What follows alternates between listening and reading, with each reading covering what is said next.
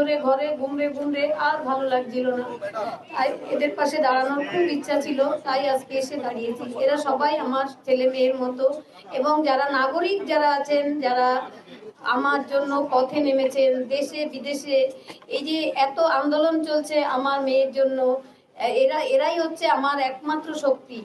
আমার মেয়ের সেই যে চিৎকার, সেদিন ৮ তারিখের সেই কান্না, সে যে মামা করে কত কেঁদেছিল, সেই কান্না আমি এখনো বলতে, সেদিন শুনতে পাইনি, কিন্তু প্রতি রাতে সেই কান্নার প্রতিধ্বনি আমার ঘুম কেড়ে নিয়েছে।